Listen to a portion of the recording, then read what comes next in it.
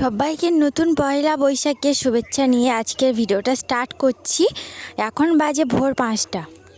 আশা করি আজ থেকে সবার দিন তোমাদের ভালো কাটবে, আর এটাও আশা করব যে সবাই খুব ভালো থাকো, হ্যাপি থাকো, নতুন বছরের নতুন নতুন স্বপ্নগুলোকে পূরণ করার চেষ্টা করো। তো যাই হোক, তো আজকের হচ্ছে আমাদের বাড়িতে নিয়ম রয়েছে, মানে প্রায় বেশিরভাগই লোকজন এটা মানে যে ভোরবেলা উঠে বাড়ি বাস্তুতে আগুন দিতে হয়, খড় জাল দিয়ে হোক, আর বেশিরভাগ লোক খড় দিয়েই জাল দেয় বেশ কিছু পরিমাণে। আর আমি দেখো অল্প পরিমাণে খড়টা সবে জাল দিচ্ছি, মানে সবেই মানে গ্যাস লাইটটা দিয়ে আগুনটা জ্বেলে নিয়েছি। কিন্তু আমার আগে অনেকে যখন সূর্য মানে কোনো আলোই দেখা যায়নি, অন্ধকারে অন্ধকারেই কিন্তু হচ্ছে আগুন জ্বেলে দিয়েছে প্রায় প্রত্যেকেরই বাড়িতে। কিন্তু আমি একটু উঠতে লেট করেছি, তবু 5টা বেজে গেছে, আর অবশেষে আমিও জ্বালিয়ে দিলাম। তো বন্ধুরা, চারদিকের অবস্থাটা দেখো, পুরো একদম কুয়াশা কুয়াশা, ধোঁয়া ধোঁয়ায় একদম আচ্ছন্ন। তো তোমরা দেখতে থাকো ব্লগটা।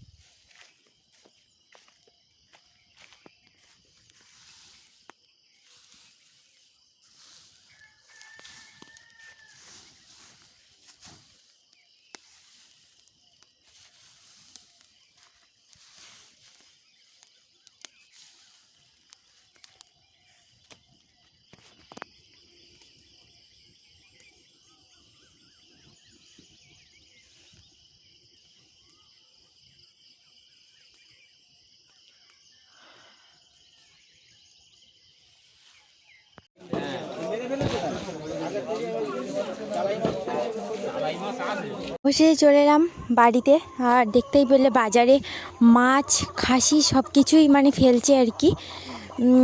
অনেকগুলো 2-3টে খাসি ফেলেছে, অনেকেই তো মাটন ভক্ত আজকেরে। আর আজকে আমরাও মাটন নিয়ে আসতাম, কিন্তু বাড়িতে কেউ নেই। অবশেষে কেউ নেই বলতে আমি আর বাবা আর আমার মেয়ে রয়েছি, আর আমার মা তো চলে গেছে মামার বাড়িতে, তোমাদের বলেছিলাম আগের ভিডিওতে। তাই জন্য এই মাছগুলো পেলাম, সেগুলো নিয়ে চলে এসেছি। বেশ টাটকা মাছ, কোনো পচা না। এখন 8টা 15 বাজে, আমি গিয়েছিলাম 8টার দিকে, আর এসেই মাত্র এই মাছগুলো নিয়ে এসেছি, তো কেটে নিই। অবশেষে দেখো বড়িগুলো ভেজে নিচ্ছি, আর বড়িগুলো ভেজে নেওয়ার পরে এখনও রান্নাবান্না তো রয়েছে। আজকের হবে মাছের ঝোল বড়ি দিয়ে, পটল আলু দিয়ে, আর হবে হচ্ছে স্পেশাল ঢেঁড়স ভাজা। আজকে নিরামিষ, মানে নিরামিষ বলছি সরি, এই দুটো তরকারি দিয়েই আজকের পয়লা বৈশাখ সারতে হচ্ছে। এমনিতেই শরীরটাও ভালো নেই ঠিকঠাক ঠিকঠাক শরীরটা না থাকলে সত্যি কিছুতেই ভালো লাগে না। অবশেষে আমার কড়াটা দেখো মানে গরম করে নিয়েছি, এবার মাছটা ছেড়ে দেবো। জোড়া উনুনে রান্না করছিলাম, তো ভাত তরকারি সরি ভাত আর বড়ি ভাজতে ভাজতেই হয়ে গেল। ঠিক আছে, আর প্রথমে 5টা মাছ ভেজে নিলাম, আর এই লাস্টের কটা হতে হতেই আমার ভাত হয়ে গেছে। মানে ভাতটা হচ্ছে চালটা একদম সরু ধানের চাল, ওটাকে দুধেশ্বর না কি একটা বলে, না মিনিকিট ঠিক আমি জানি না এই মুহূর্তে। তার জন্য ভাত মানে 10-15 মিনিটের মধ্যেই হয়ে যায়। তো আমি এই জন্য লাস্টে আবার সিঙ্গেল উনুনটাতেই জেলে নিয়েছি, আর এখানেই মাছটা ভেজে নিচ্ছি। তো তোমরা সাথে থাকো, পুরো ব্লগটা দেখতে থাকো। আর আমার মেয়েও তো খুব জ্বালাতন করছে আমার কাছে এসে। আমি যখন ভয়েস ওভার দিচ্ছি, আমার পাশ থেকে একটা টুইক পাখি টুইক টুইক করছে, সেটা তোমরা হয়তো বুঝতে পারবে। আর রান্নাবান্না করে খাওয়া দাওয়া করে, আর এই অ্যাট লাস্ট চলে এসেছি কলা গাছটা কাটতে। বুঝতেই পারছো, দেখো একদম মানে এগুলো পাকা কলা যাকে বলে, নামটা জাস্ট ভুলে গেছি এই মুহূর্তে। তবে এগুলো এখনও কাঁচা, দেখো সব গাছটা এরকমভাবে মোচড়ে পড়ে যাচ্ছে।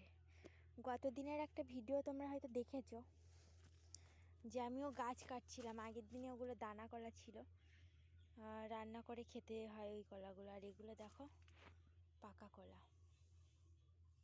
তাও গেছে উল্টে পড়ে। আর এটা আবার কবে পাকবে সত্যিই জানি না। তাও দেখো লোকের জায়গার উপর পড়েছে। ওই সারিতে কলা গাছ দেখতে পাচ্ছ, ওটা হচ্ছে লোকের জায়গা। তো সেই জন্য তুলে দিচ্ছি, এখন কেটে দেবো ভাবছি। তো তোমরা সাথে থাকো, দেখতে থাকো আর কি বলবো। আর একজন দেখো খালি গায়ে চলে আসছে রোদে, টোস্ট খাচ্ছিল একটা, ঘুম থেকে উঠেই মাত্র। দেখেছো পুরো একদম চোখটা মোটা মোটা করে। চুপ। তো চলো সাথে থাকো, গাছটা কেটে নিই। কি হলো? অবশেষে দেখো আমার পুরো অবস্থাই খারাপ, কারণ আজকের প্রচণ্ড গরম পড়েছে। আর এই অবস্থার মধ্যে আমি এখন যাচ্ছি কলা গাছটা কাটতে। আগের বারেও কিন্তু সেম কেস হয়েছিল, তোমরাও দেখেছো আগের ভিডিওতে। তবে যারা যারা খেয়াল করেছো বা দেখেছো তোমরাই বলতে পারবে। আগেও একটা কলা গাছ সেমভাবে এরকম মানে গোড়া থেকে পচে আর নষ্ট হয়ে এরকম উল্টে গেছিলো, সেটাতে কিন্তু দানা কলা ছিল। আবার দেখো সেমভাবেই এই পাকা কলার গাছটাও পড়ে গেল। জানি না কি রোগ হচ্ছে না ভাইরাস, ঠিক জানি না। তবে যাই হোক, লোকের জায়গায় পড়েছে, তুলে তো নিতেই হবে। আমার প্রায় কোপ দেওয়া দেখে হয়তো অনেকেই হাসবে। যাই হোক, যতটুকু পারি চেষ্টা করি নিজের থেকে সব কিছু করার। সব সময় তো সবাইকে কাছে পাওয়া যায় না, তাই না? নিজের কাজ নিজেই সব কিছু সামলানোর চেষ্টা করি। এখনও রান্নার জন্য আবার যাব কাঁচকলা পাড়তে। তো তার আগে এটা কেটে নিই। চলো, আমার কাটা হয়ে গেছে আর আমি এখন ওটা নিয়েই চলে আসি। তোমরাও কে কে পাকা কলা ফেভারিট মানে খুব ভালোবাসো খেতে, সেটাও কমেন্ট করে জানিও। আমার মেয়ে কিন্তু খুব ভালোবাসে পাকা কলা। আর পাকা কলা এমনিতেই শরীরের অনেক অনেক মানে উপকারে লাগে আর কি, সেটা জানো অনেকেই। অনেকে পাকা কলা দিয়ে আবার মুখে ফেস প্যাকও বানিয়ে নেয়। যাই হোক, আমি ওটা দিয়ে কখনো ফেস প্যাক বানাইনি। আর ভবিষ্যতে আমার ফেস প্যাক বানানোর প্রয়োজনই নেই, কারণ জন্ম থেকেই যার রঙটা মানে যেরকম পাঠায় ভগবান, সেরকমই তো হয়ে আছে। আবার ফেস প্যাক দিলে কি আবার জেল্লা বাড়বে? যাই হোক, নিজের থেকে খাওয়া দাওয়ার প্রতি যত্ন নিলে সব কিছু জেল্লা অবশ্যই ফিরে আসবে। তাতে ফেস প্যাক বানানোর কোনো দরকার নেই। আর আমার ইচ্ছেও নেই ফেস প্যাক বানানোর, মানে যতটুকু লাগে আর কি ততটুকুই ইউজ করি। যাই হোক বন্ধুরা, এখন কিন্তু কলা পেরে নিয়েছি। এই যে দেখো, মানে কেটে নিয়ে চলে এলাম কাঁধিটা, কত মোটা মোটা কলাগুলো।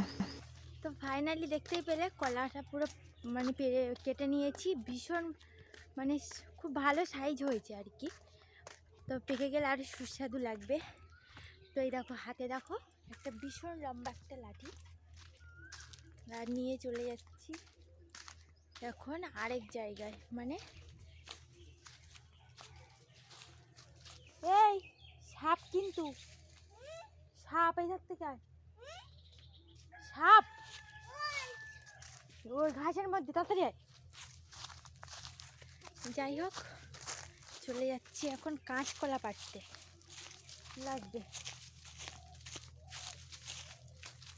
আজকে রান্না হবে রাতে, তার জন্য এই যে দেখো কাঁচকলাগুলো শুধু দেখে নাও।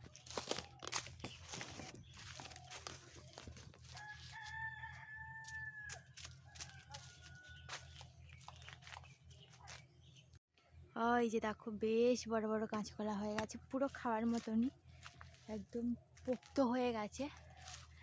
এইবার এটাকে আমি লাঠি দিয়ে নামাবো।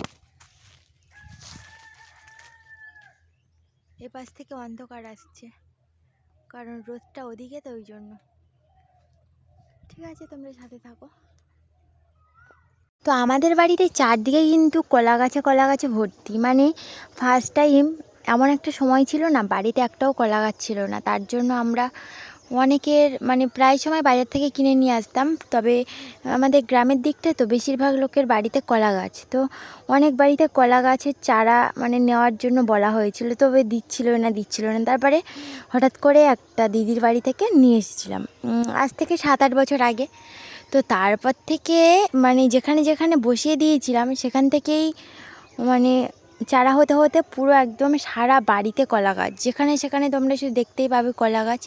আবার এই কলা গাছটা ঠিক পুরো রাস্তার ধারে, আমি তো পারতেই পারছিলাম না, অনেক কষ্টে তারপরে দুটো কলা পড়েছে। জানি না এটাকে মানে পারবো কি না আদৌ পারতে। আর মানে এই লাঠির সাথে একটু যদি দড়ি বেঁধে নিতাম তাহলে কলাগুলো পাড়তে সুবিধা হতো, কিন্তু এই মুহূর্তে দড়িটাও পাচ্ছি না, আর রোদে পুরো একদম মাথাটা জাস্ট পুড়ে যাচ্ছে। যাই হোক, আমাকে দেখতে পাচ্ছ না তোমরা ক্যামেরাতে, আমি স্ট্যান্ড বসিয়ে দিয়েই কিন্তু ভিডিওটা স্টার্ট করছি।